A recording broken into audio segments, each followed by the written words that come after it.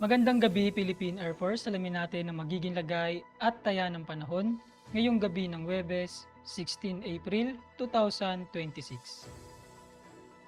Ang minomonitor nating sama ng panahon na nasa labas ng ating Philippine Area of Responsibility na si Typhoon with International Name, Sinlaku ay huling namataan kaninang hapon sa layong 2,420 kilometers east of Northern Luzon.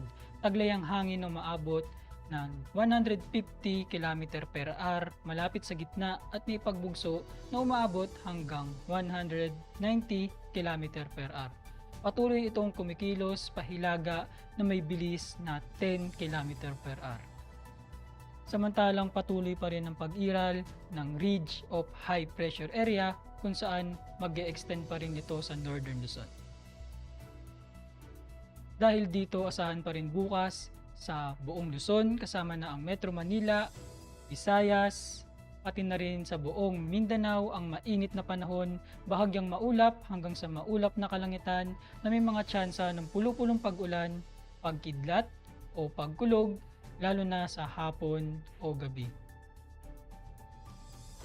Para sa magiging lagay at taya ng panahon sa loob ng 3 araw, simula Sabado hanggang Lunes sa Metro Manila, Cavite, Lipa City, Angeles, Puerto Princesa, Kalayaan Island, Mactan, Zamboanga, at maging sa Davao ay magpapatuloy ang bahagyang maulap hanggang sa maulap na kalangitan na may mga pulupulong pag-ulan, pagkidlat o pagkulog. Lulubog ang araw mamayang 18:10 at sisikat bukas ng umaga ng 0541.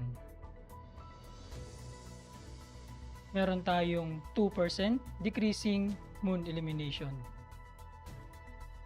Para manatiling updated sa lagay at taya ng panahon, ipalo lamang ang Air Force Weather Center sa aming social media accounts.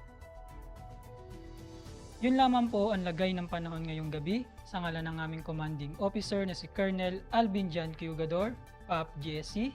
Ako si Sergeant Antonio Emrilli Jr., Weather Broadcaster ng Air Force Weather Center. Muli, magandang gabi, Philippine Air Force.